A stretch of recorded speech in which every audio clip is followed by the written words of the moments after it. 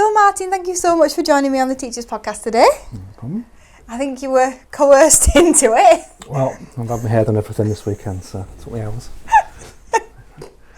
If you're listening on the podcast, I don't know.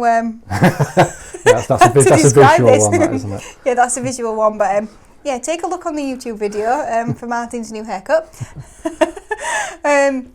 So you've been working with us at Classroom Secrets for how long? 7, 8 months now, I think. 7, 8 months, yeah. And you've made a really big impact. You've moved into the innovations team. And we had Aaron on last week, who is in the innovations team. So you're doing amazing things. Obviously, I'm talking to you about life-work balance today because, and the angle that we're going for is that you were previously a deputy head. So do you want to give me like your life story in its full entirety?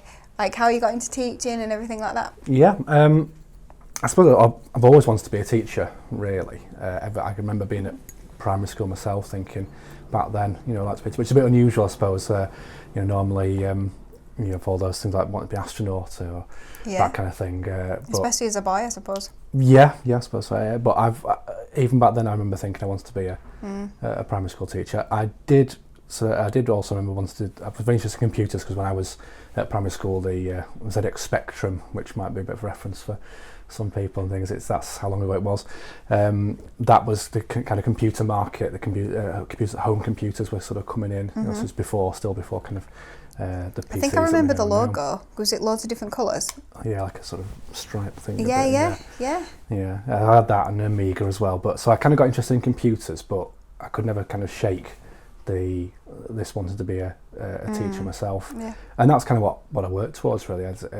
Even though I was interested in computers and computing, it's I kind of pursued it career as a teacher. So I went to college, went to uni, and qualified. I did as part of my university course, I did take a couple of years out. The various circumstances that led up to it, but it kind of felt right to take a couple of years out, and I went to work as a programmer, an analyst programmer for Grattan in Bradford. So in their IT department, but then I wanted to finish my degree and go into teaching after that. So I did enjoy that, and I still sort of have an interest in sort of computing and coding, but went back into being a teacher. And Classroom Secrets Kids?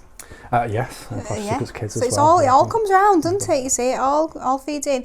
When you had those 2 years out then, do you think that helped you as a teacher because you kind of had life experience? Because some people sort of go into teaching later, don't they? And they say that the life experience helps them. Yeah, certainly it was... I suppose building relationships and that kind of with people as well, the different environment like that, because I was still quite young at the time then, going into kind of an office environment sort of out of uni, which I know a lot of people do, but it's you kind of it did help me in that front really. I suppose in sort of people interactions, things like that maybe. Okay, so you finished your degree. What's next? I went straight into the school that I had done my final placement in. So they still employed me, even though they sort of see me for the best part of a term. Which do you know what I always think is a really good thing. If if the school employs you, then they obviously really like you because they've got a really good view of you. Yeah, I did enjoy it there. That was a school over in Bradford, Great Horse, and so I went into. Year 5 there. It was one of the trickiest classes, I suppose, at the time, you would say, for want of better phrasing. Do you find that throughout your career, because you're male, that you've kind of been given sometimes the more tricky classes? Because there is the bit of that sometimes, isn't there? I don't know if I've consciously felt that. I think that was where the sort of the class that opened up at the time, I suppose, for a job. I don't think it was necessarily organised for me to take that, even though I knew I was kind of going for it. But and no, I mean I have had a few more challenging classes, I suppose. But then I suppose you get different challenges in all sorts of ways as well. So I've not consciously felt that or that I've been given that because of gender. But no, I went into that school and I spent 5 years or so there, 5-6 years at that school, and then I moved again to another school, not geographically that far away, in Thornton in Bradford, and I was there until unfortunately the school went through a lot of different changes over time that I was there, and I kind of moved up to being key stage leader in that school, and then assistant head, and eventually deputy head, and then we went through academisation with Focus Trust, which considering, you know, well, Focus Trust were, I have to say, brilliant. They were a great mat to work for, and I know from hearing other people in other parts of the country, I know that there are certain mats you can't always say that about. Whereas I can't really fault Focus Trust at all. But unfortunately, this last year, although we saw it coming for a few years, with all the government cuts and funding, the school was just finding it more and more difficult. So there was a couple of rounds of redundancy that the school had to make with teaching assistants, but eventually they kind of bit so hard that it came down to myself, and there were 2 deputies at the school, because it was a 3 form-entry school, so it's quite big. So one of us had to be made redundant, but myself and the other deputy had seen the writing on the wall well before it became official. Not that we had any advance notice, we just saw the finances. We were both on the governing body, not as official governors, but we were there, and we took part in the governors' meeting, so we kind of saw the kind of things that came through, and we knew it was on the way. At that point, I had already in my head decided that I wanted to sort of move away from education, in terms of the direct, education, teaching in schools. That's over time. I just became more and more. I suppose disillusioned might be the right word, but you can only take it for so long sometimes, can't you? Yeah, I suppose disillusion is probably the best word. I suppose I've been aware of myself losing that kind of enthusiasm. For the job, which I'd had for a long time, and it was not necessarily, it wasn't the fault of the school or the trust. I think it's more the wider world of education and the way it's gone over the time that I've been a teacher. So I thought, well, but myself and the other deputy had talked about what would happen, and she was saying, the deputy saying, well, I'll find something else. Because she had aspirations, and I think she still does, has aspirations to be a head. So she was like, well, I'll go, but in my head I'd already kind of decided, no, when it comes to it, and it's all there in print, I will take the voluntary redundancy. Because I thought if I'm getting older now, so if I was going to make a change, why put it off? And I just felt if I carried on in education, I probably would have become even more jaded by it, I suppose. Yeah, and I suppose you have to do what's going to make you happy. And you can get to a point it doesn't make you happy. And I just wanted a change of a job and try something different, and it was very fortuitous that there was actually an opening here in Classroom Secrets, that it came about just at the right time, really, and it was still linked to education, which I didn't, it's good to, I wanted to keep that side of it if I could, and that's where I loved creating the kind of things for the children and resources, so it fitted in. And since you've been here as well, we've had changes and things, and you've had opportunity to move into different things, and who knows what's next as well. Yeah. Exciting. Okay, thank you. So, how long were you teaching for? 18 years, yeah. So in those 18 years then, what do you feel changed? Loads. When I first started, it was the kind of planning and the resourcing and that kind of thing. Obviously, when I started teaching things like projectors and things, it was still a blackboard, like chalkboard, say, on the wall. So I kind of saw the projectors and the technology coming into the classrooms a lot. So that's been a huge change. Especially with being interested in IT as well. Yeah.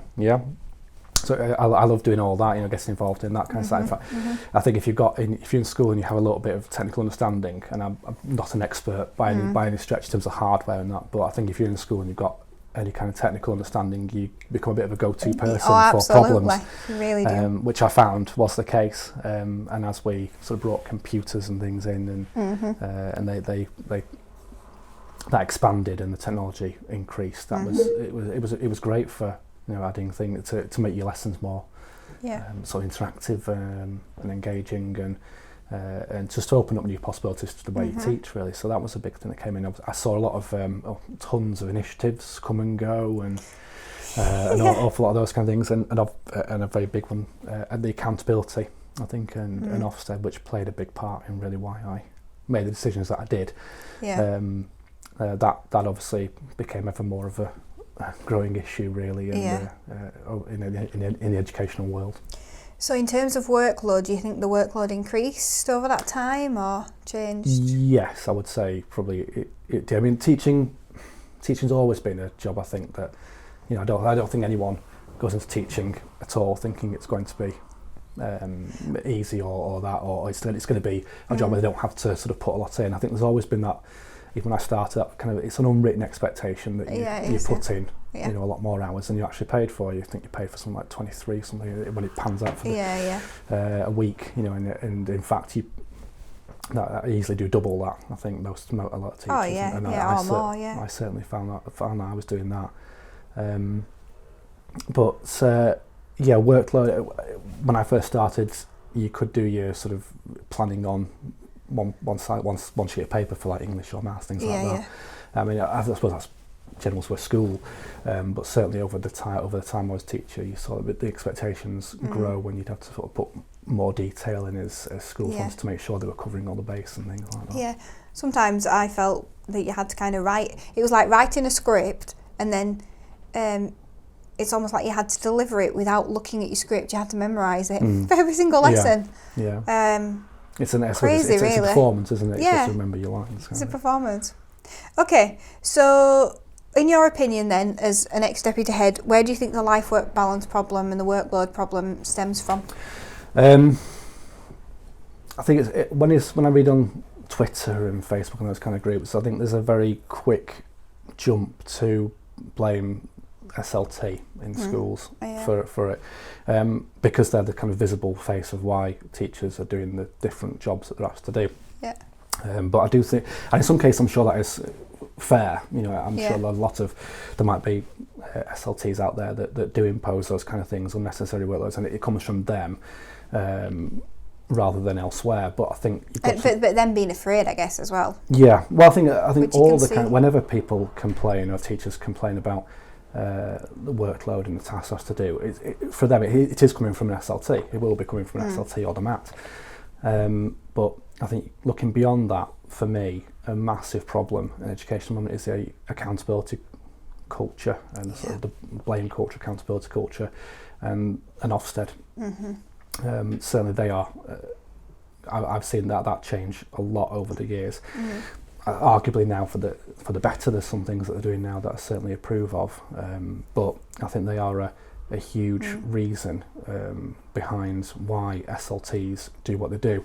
And you always get the argument of don't just do it for Ofsted, Ofsted should be there. But the problem is that the education system at the moment is built in such a high stakes environment that if you fail an Ofsted, or if you perceive to fail an Ofsted, it's jobs on the line then.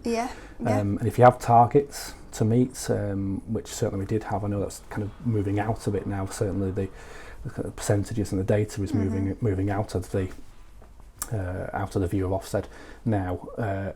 It's still there, and so in the past it's been there, and that's why I think a lot of decisions have been taken that they have by SLTs. It's kind of that blanket thing as well, though, isn't it? It's like, it feels like it's a very blanket approach. It doesn't matter what children you've got in your class, that you need to get a percentage to this and a percentage to that. And I remember when I were in secondary, it just seemed really crazy to me that my performance management or how well I was doing could be related to whether a year 11 turned up to my class or not, as if I was responsible for that. At the end of the day, year 11, pretty much an adult, how do you, what do you say to that? All my class have got U's because they didn't turn up. All right, okay then. Yeah, there's a lot of unfairness in the system, I think, and it's the kind of unflexibility of certain parts of it that have caused that problem. Certainly, I think it's I do find a bit of I want a bit of a balancing act, I suppose, in terms of my views on it, because I think, you know, you need, remember what my primary school was like. When I was at primary school, it was literally work out of a textbook, and I really struggled with that. You know, a lot of things I picked up, I arguably could have picked up sooner if some of the teaching in my primary school had been different to how it was. Better. Yes, better. So it wasn't until sort of secondary school when sort of a lot of things clicked into place for me a lot more. But it was literally out of a textbook. You know, it was a Fletcher Maths, I think it was. And that's amazing, because I can't even remember looking at a textbook in primary school. Maths and English were just all out of textbooks. Wow. I mean, you did a lot of writing in the books as well, but there were, you worked through page this on Fletcher Maths, page that on mainline English. Oh, really? So that was my... Can you remember them as well? I remember really the names, and it haunts me. You see them so often. But I did struggle with that, and you know, you were lucky, I think, if certainly in some of the classes that in my primary school, you were lucky if a teacher got up out of the chair sometimes for quite a while, you know. Whereas I do remember my year 6 teacher being sat in a chair a lot, but then when I think, you know, and it's kind of going back that way in some senses, she would mark the books in the lesson from the previous day, and you'd get called up when he was doing something else. But in a way, that was better, because at least you actually got to know the real reason why you got it wrong. Yeah. I think that the kind of way I was taught wasn't great for me. Yeah. I mean, I'm sure it did work for a lot of my peers, I suppose. But I remember the long lines at the teacher's desk when you finished an activity and you got to get marked. I remember that. And obviously that's kind of really frowned upon now. Oh yeah. I mean, my teaching is sort of constantly moving around the room and talking to groups and helping them individuals or groups, things like that. So I think, you know, and everything, whereas that wasn't my experience. So I think, you know, when you think back to sort of how education was, Ofsted does serve that purpose. Yeah. And I think Ofsted serves a valuable purpose in that respect. I don't have an answer I wish I did, I suppose, but it's kind of almost gone too far now where it has made it high stakes for SLT, for head teachers. Yeah. So for me, I think it's that's the problem that influences the decisions head teachers and maths make, that then impacts on teacher workload and the demands of teachers in school. I think for me, when I think back as well, I suppose I just felt like you were never going to succeed 100% in a lesson because there were too many plates to spin in that lesson, or include that initiative, include this initiative, you know, this child needs that, differentiation here, you know what I mean? That kind of thing. This child doesn't speak English. All these kind of plates that you have to spin in every single lesson. Yeah. It's really hard to kind of get anything embedded. And then you do all that preparation outside to hope that you can just get 80% right in that lesson. Yeah, so over-plan. Yeah, I suppose so, yeah. Did you ever want to become a head teacher? No, for the very reasons really of the kind of the accountability and I never really had a problem with Ofsted when I was a teacher. I didn't mind them sort of coming doing observations, things like that. That was it. But I found it was a lot more stressful, I suppose, and nerve-wracking as a member of SLT when they would sort of come and ask you questions and I always felt I had to know the answer straight away, and I don't have the best memory for those kind of things, you know. So you say, what was the percentage of this group of children 2 years back in year 6? I don't have the best memory for that either. But there are people who do, you know, and I always felt, well, I'm letting the side down here by not knowing these things off the top of my head, and that kind of played in my mind. And certainly the Ofsted that we had before, the one prior to a couple of years before I finished, that was I found that the most difficult by far that I'd done, because I was sort of very anxious about things. I managed to keep it covered up, I think, but in my head I was just 100 miles an hour and almost terrified of sort of being asked a question that I didn't know the answer to straight away, because I thought, well, I'm going to be the one that lets this school down. We're going to get special measures because of me. I know that's not. And even Ofsted themselves, I think I'm being unfair to Ofsted there as an organisation, as an ethos, because I know that it wouldn't necessarily come down to just me. But it's so helpful to hear you say that, because I think that's how I felt about Ofsted, and I wasn't in any position of leadership. And if you're saying that, and I'd be saying that, how many people are thinking that? Yeah, Possibly, yeah. You know, and I bet there's a lot of teachers and members of SLT out there that think that, you know, it's not necessarily Ofsted themselves. It's kind of like what you end up playing it out to be, because it's such a scary thing. I do think Ofsted do have a lot to, like I say, I think they serve a purpose. I think they're a valuable organisation in terms of making sure that things are happening as they should. I think it's just to come down to 2 days in your school that can end your career. Yeah, and I suppose, you know, in SLT it can end your career. Yeah, and it frequently does. You know, it's for a lot of people, and it's in some circumstances where safeguarding has been a problem. Absolutely, that's, you know, you can't mess around with that. But I think the way the system is at the moment, it is just and it comes down to the personality of the inspectors. And I've met a lot of consultants who were either serving inspectors. I know now they can't do that, but this was back when they were additional inspectors. You know, I've met plenty of Ofsted inspectors who I've thought, well, I wouldn't want you judging me the way you're talking about people, just things in general now, you know. And I'm sure I might be a bit unfair to some of them who they can leave out the door and conduct it very impartially, but I do think there's a lot of personalities that come into play and things like that. I don't know, because I think, you know, I've heard recently about some recent Ofsted inspections that I know about where maybe it hasn't been fair, or it is, you know, very led by an agenda. But then I've also, you know, I interviewed Nicola James, who said it was great, you know, it was all very above board. So I suppose we don't really have a way of knowing, do we? Well, that's because every inspection's different, every inspector is different. It's the consistency. What we're still not sure about the consistency and how you're ever going to regulate it to make it consistent when it's all over the country. Yeah, I know. It is I think it is, you're quite right. It plays such a big part though in kind of the workload, because a lot of things are done because of Ofsted, or because it's what Ofsted wants to see. Now Ofsted will be the first themselves to say we don't want to see X, Y and Z, but over time those things have built up because they are going to want to see it at some point. And even though they say, oh, we don't want to see X, Y and Z, I'm still hearing stories where inspectors have gone into school and asked for something that Ofsted say they don't need.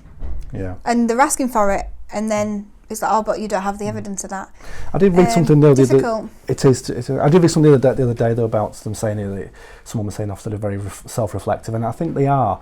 You know, I don't want to sort of sound like we shouldn't have Ofsted at all, but I think the format it's in still just isn't right. It's moving in the right direction. I think Amanda Spillman's played a lot to do with that. I think Michael Wilshaw were his days were the kind of worst for Ofsted in my experience so far.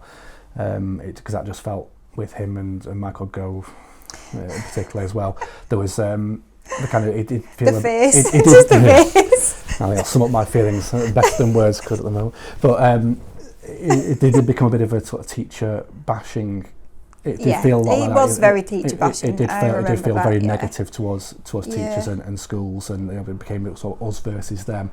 And I know with Ofsted it is going to be us and them, but because they have to come in and do their job of evaluating the school. But I just think the way it's set up at the moment, it's too punitive too quickly. And so somebody once said to me, which I thought was great. They said, imagine if Ofsted inspectors went into a school, and if they sort of failed the school, as it were, they had to stay on and be the consultant to turn the school around. How different would it be then? And I thought, was it you who said it actually? Somebody said that to me. And I thought that was a great point. And I thought, I think a lot of them will be different. But the other thing is that they're never going to turn around and sort of, I feel like they need to do a training session with SLT and head teachers and go, look, this is the kind of things we want to see. These are the kind of things we don't want to see. And it's never that clear. It's like a message on Twitter. You know, it's never like, right, we're going to do a national conference and you can all come and we'll show you some good examples and we'll show you some bad examples. And this is exactly clear cut. It's like, oh no, be creative within yourself. Don't worry about us coming in. Don't worry about us coming in and judging you on standards that you don't really know. And you'd never expect a child to sit that test. No, it's difficult. Having spoken, as much as I've met some people, some inspectors who I thought I wouldn't want you at school, I have met quite a lot though who You would. have no problem with. They seem like but very. In that potluck though. Absolutely, I mean that is part of the problem. I think it can depend. I think who walks through your door. Yeah. But there have been people who've gone in, head teachers who have served Ofsted inspectors as well, who've said that the Ofsted training has been some of the best they've been on. Now I've not had that myself. Obviously I've not been an inspector, but if it is that good, then yeah, why not open it up a little bit? And teach everyone. Yeah. And when I interviewed Jane Considine, she had the Ofsted training, and she trained to be an Ofsted inspector, and I remember sort of saying, I kind of don't like to let that be known, because I didn't really agree with it. And I said, but the fact that you've done it is actually really helpful to schools, and even though it was a while back, you did that because it was great for your kind of training, because you knew what Ofsted kind of agenda was, and you could make sure that you were advising the schools in the right way to pass it. Yeah, and I suppose that will be again what Ofsted wouldn't.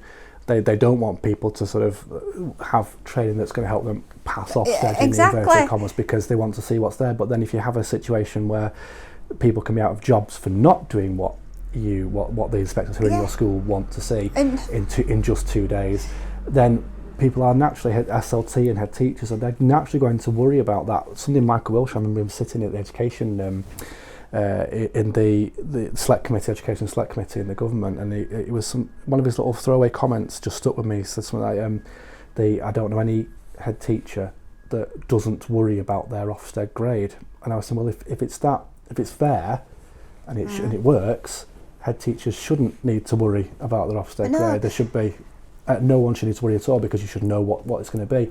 And the fact that you don't, and it can be so variable depending on who walks through your door and what they see, and just those 2 days doesn't sit right with me in terms of creating a culture of support and improvement. It just feels that the risk of the punitive consequences is too great. And if they were so sure that what they expected to see was making a difference, then why wouldn't they want to train everybody on sort of how to do it?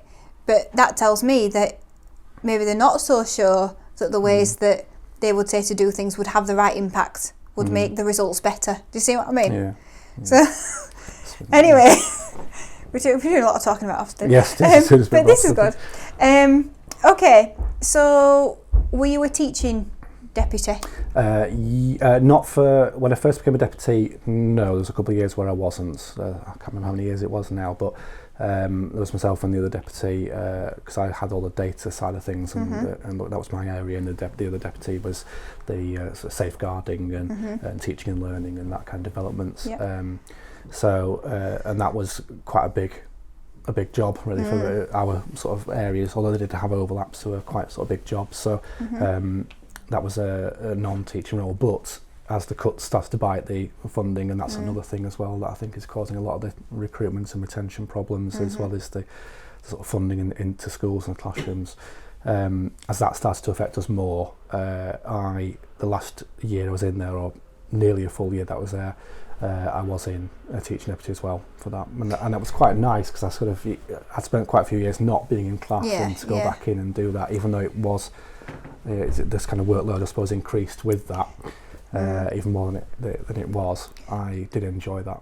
So how many days were you in the class then? 2 full days. 2. So how much did your workload increase at that point? Well, it's back to doing the sort of resource preparation, which hadn't been there. I think being SLT, I found that the workload changed. The amount of time that it took up didn't really. So.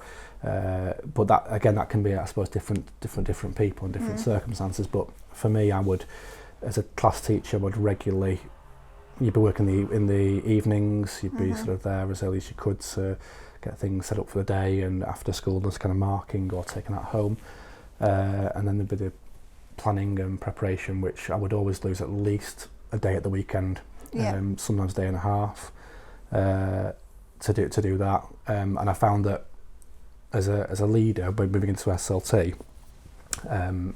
the work change was more paperwork. I wasn't all paperwork, but it was more of the sort of looking at the policies and data and procedures and things like that, and documents for NQTs and people like that and things that that kind of thing was there, which replaced the the planning and preparation for the classroom. So did you still sort of do that work on a Sunday and on an evening as well? Yeah. And your wife's a teacher as well? Yes. So you must have found that quite tricky then, with your children? Yes. Yeah, my wife's got a sort of better, a much more stable, I suppose, work-life balance. She'll love that I'm saying that. She got a much more stable work-life balance than me. I think she was, she found those kind of things. But I suppose I was, not that my wife isn't meticulous, if she's watching, but I would go to maybe the nth degree when I didn't need to about things. Yes, and I think, do you know, I find that about a lot of people working at Classroom Secrets, really. But that means that you've got to be a certain personality type to survive in teaching long term, I guess. You just need to, I feel like it's walking this tightrope of whether of good is good enough, and how do you know? Yeah, well, at what point do you stop? Yeah. I found it quite difficult. I couldn't judge that either. I wanted to make sure all my PowerPoints and things on presentations worked just right, and try and add in things to make it engaging and things. I probably didn't need to. It would have been okay as it was, but and sometimes it's down to your confidence as well. Like, I would try and have everything on my PowerPoint, especially in my first year of teaching primary, because I would be relearning that maths concept that I was about to teach, or sometimes learning it new because we didn't do it that way when I was at school, or it was a new way, like the chunking method. I had to learn that from YouTube, I think. And even then I was like, is this the way the school teaches it? I don't know. So then you kind of want all your notes because you don't have any time to learn it, so you're learning it a few days before, and just crazy. A lot of things came in from my when I was a teacher, throughout my career, that were different to. I mean, the bus stop method of division, for example, what I call a bus stop method, that disappeared. That was really frowned upon for quite a long time. And now it's come back in. You know. Oh, you're allowed now. Now it's good. So really, you need that scaffolding for yourself, unless you're so confident with it. So did you feel like teachers were reluctant to kind of ask for help if they needed it? I think teachers in general are the kind of people. I think there's a big with the big focus now, the bigger focus on work-life balance and sort of mental health, well-being. Those kind of things have become coming over the last few years a lot more than they were never there. Really, it was never sort of talked about when I first started. But I think teachers in general are the kind of people that will keep going as long as they can and see asking for help or saying they find it difficult. I think that the overwhelming personality type amongst teachers is not to want to do that kind of thing. In my experience, I've found a lot of people want to. They're very, so committed to doing the job as well as they can that a lot of people see that as a weakness, and it's not at all. And in my experience, it was if people asked for help, it was because it got to a point where they had to. Thankfully, it didn't happen very often, but it was too late. I guess as well, and sort of we had this conversation slightly earlier. I think from my point of view, if I were a teacher now and I had to come to you, I'd think, well, what's the point in coming to you? Because it's not like you can take any of the work away, because you're giving it to me for a reason, and you're not going to be able to mark my books for me anyway because I taught them. And what really could be taken away? I feel like that was the only solution anyway. It's if you're going to ask for that help, though, it's kind of what tips can you get as well. If you frame it perhaps more like that, if that's framed like that to an SLT member, then it kind of might help that the way it's put across, I suppose. And you can get, and there's always things, I suppose, things that people can suggest that might help. But I know, I take your point. It's the work doesn't reduce. You still need doing it in one way or another. No, and I think now I would appreciate any tips. But I think at the time, I didn't really think anyone could tell me to do it a different way and it still be correct, or like the perfection thing, like it was as good as it should be, that kind of thing. And I think it's difficult. It is. And I think as well that another contributing factor to those kind of issues is the different schools and the different localities that they are, and the different societal problems that different schools have as well, because you're not just a teacher, you're a social worker. Yeah, all the extra things that you have to remember. You're looking out for the sort of pastoral side for the children, and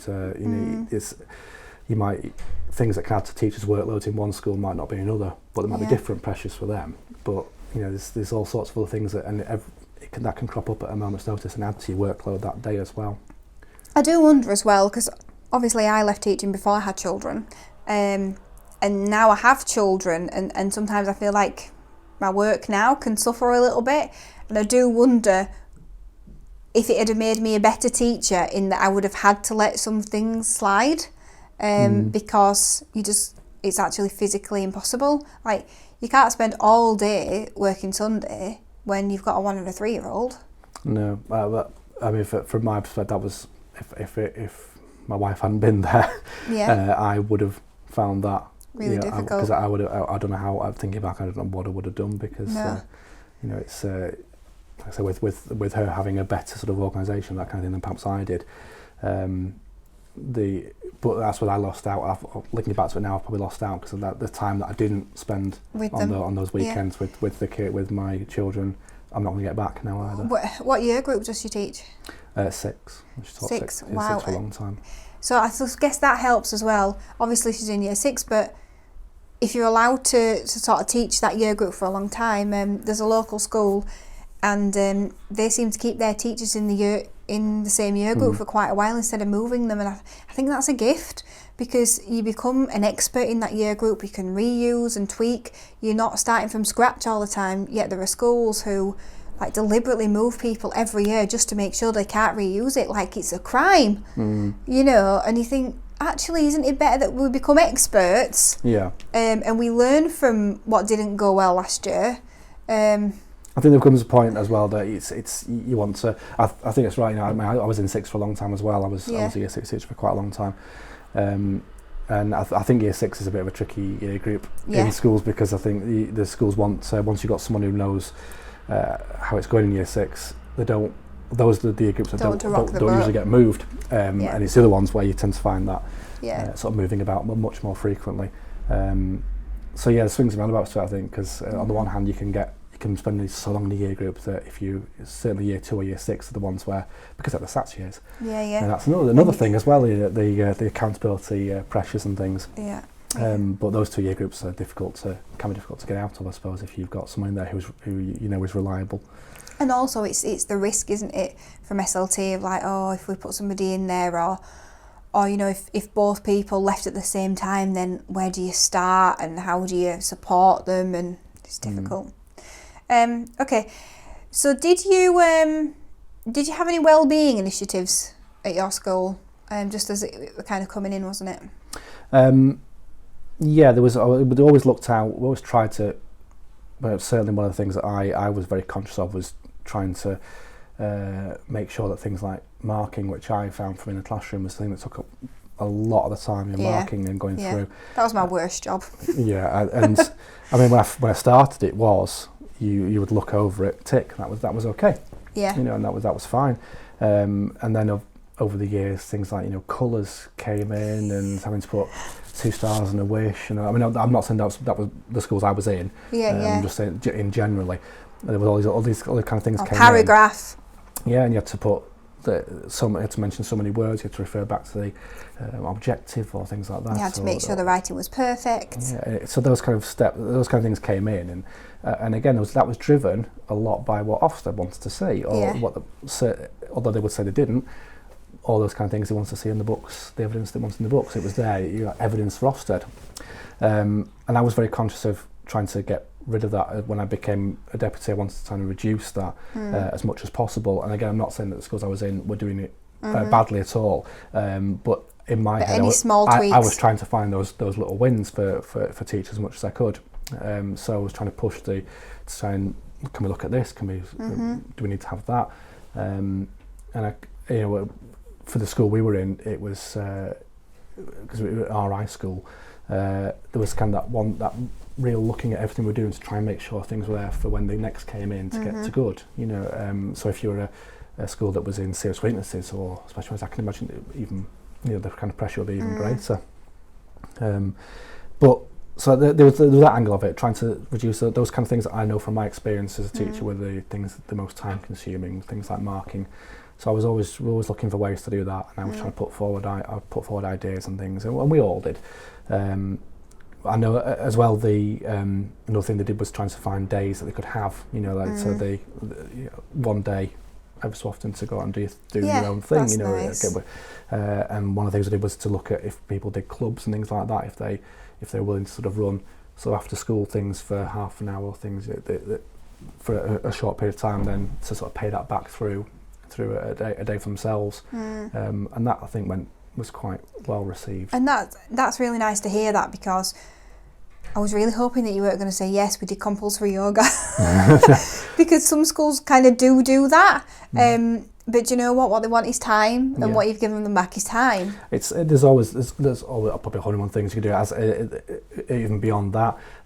Again, it's that it comes down to, can you afford the person to cover them, and when you with the financial situation, it did get to a stage where sort of every penny counted, but whatever you can do on those kind of things is good, and if you don't want to do it, you didn't have to, and that's again, some teachers want to spend that time getting all the things up to date, and then that makes them feel okay. I guess as well, I worked in a 3-form entry school twice, and you just have a few more options because there's more members of staff, and you can spread the children out a little bit more, and makes it slightly easier, I guess, to cover those kind of things sometimes in a creative way, whereas obviously if you like half-form entry, you don't really have any options, and you don't really have a lot of money either. No, I think the small schools will probably find it a lot trickier. Yeah. Okay, so you were promoted to deputy head and assistant head in the school you were in. So do you feel that your relationships changed with colleagues? Were they reluctant to kind of rant or chat to you? Yes and no. I think in some cases it did, but I don't think I felt anything overtly changed from my perception. It was obviously it is the first time you have to go in and sort of do observations, or you're going on to sort of do walk rounds and look at what's going on in the school, and when they see someone who comes in who's from the SLT, that I think there's a natural sense there of what are they in for, and sometimes it wasn't necessarily observations or checking, it was just to sort of, it can be to pass a message on, or to go and see what's happening, I suppose that kind of thing. It's I never felt that people were different with me in a sort of really noticeable way. You didn't feel like you walked past and people jumped? No. Not like that, You're lucky, because upstairs sometimes I walk past people and they jump out of the way, and honestly I'm the nicest person, but they still jump. Anyway, I'm glad you didn't experience that. I think I spent in the school I was in, it was because I was a teacher for quite a long time before I sort of got promoted, so I think that probably... So you were still one of us? I think that's probably about how they might have proceeded, but I think the kind of personality was there. It wasn't so much of an issue. Okay, good. Do you think so obviously when you went for the deputy head job, did you feel like your workload would increase? Did you think it'd stay the same? Were you hoping that you'd get a bit more time with your family? The reality is I don't think it didn't change too much in terms of the amount of time it took, or the amount of time I felt I had to put into it, to rephrase it as I suppose. I didn't go into it hoping for anything else. I knew I wanted to become, I knew I wanted to sort of move up and become key stage leader, maybe assistant head. When the deputy head came available, I didn't know if I would get it, and I hadn't really thought about it before that in too much detail. I knew for definite I didn't want to be a head teacher, and that was right up until I finished. I knew I was never going to sort of want to do that. That didn't change, but going for it, I didn't go into it with any preconceived ideas of how workload might change or get easier or get harder or anything. I just knew it would be sort of different responsibility. Well, you must feel, a sense of achievement kind of moving up all those steps. Yeah, I mean, I wasn't as I'm not the most. I never felt the most confident. I did a very interesting course with Focus Trust, which was for a lot of the assistant heads and deputy heads. They ran this sort of 2-day course thing, which was really, really useful. And one of the things that I'd never considered that came up there was imposter syndrome. Now, I'm not saying I had imposter syndrome, but the elements that were described of that, looking back and reflecting on myself, I suppose certain elements did come into it. I never quite felt like I was supposed to be there. Yeah, I never felt like I was doing the job well. And I think, is that not teaching? Because I felt like that as a teacher. You just, how can you do a job well that's impossible to do? Yeah, I felt it more being a leader, though. I mean, I was worried about, was this lesson going to be good? If someone walks in and does an observation, how's this lesson going to go? So I was worried about that, and obviously it's interesting sort of talking to teachers after, because when I had to go and do observations like that, and drop-ins and just see how things were going and give feedback, and so it was interesting sitting on both sides and sort of, because I was trying to make it as intrusive, but I didn't want people to worry about me going, I wanted to be more supportive than punitive or anything like that. And my experience of all the people that came in to see me, even Ofsted actually, you got some useful feedback from it. So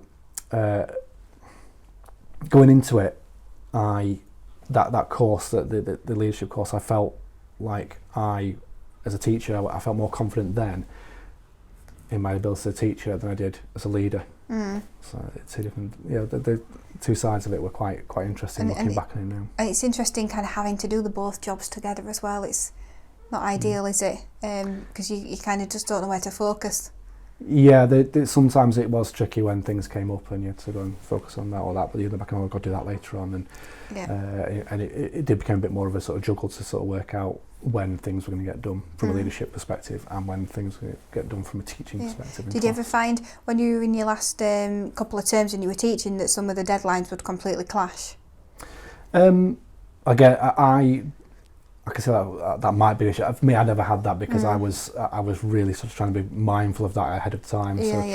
But that was an added thing then, because you have to sort of organise your time that far in advance. And obviously some things you can't organise because they come out of the blue. Yeah, of course they do, But I suppose having to do your own assessments, then have to check everyone's assessments and... So it was interesting sort of having to do it from making sure my books, into all the things that we wanted to see, all the kind of the presentation things, because having been on the other side of the fence where you go and you get books and you have a look at them and you see what's going on in classrooms and think, well, these books are actually going to be looked at by the other deputy and the head now. Am I setting the example? Because you should be. Of course. You should be setting that example. So, but obviously, then you got that kind of in your head of, am I doing it? As well as I can. And I suppose in some ways then the books are taking you longer because you're stressing and you've got to make sure that they're right. And I feel stressed talking about this. We have made quite a lot of changes that actually made, again with the workload in mind, trying to reduce those kind of things over the years, that I suppose that didn't impact me as much as it might in other schools. Okay, so if you could wave a magic wand, how would you solve the life-work balance problem?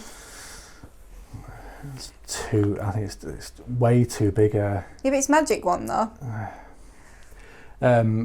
Instantly reform Ofsted, certainly, and the kind of accountability procedures. How that would look though to make it win, I don't know. So I don't have the answer to that. But I think just carry on doing more of the same isn't any good. So I think that needs to change in terms of for recruitment, more money.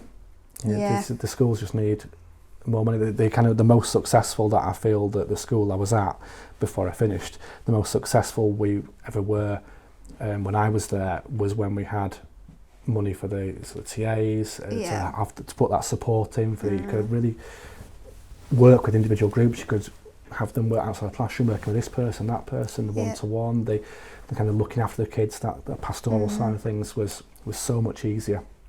And then when we had the huge a round of redundancy, and there was almost over the course of 6 weeks, 7 weeks, you felt the atmosphere in school completely turn its head. It changed, and it became a lot more challenging to achieve the things that you could have done before. So you just have to change your expectations as well, don't you? I think yes, you do. I think perceptions of teachers as well and education it's a big problem. There's kind of that instant, it's the teacher's fault, it's the school's fault, and it's not. Well, in some cases I'm sure it is, but look at a lot of, I think, society and the way that's gone has a lot to answer for as well. Changes in society. It's being responsible but having no respect. It's very difficult to carry all the responsibility with no respect. Difficult.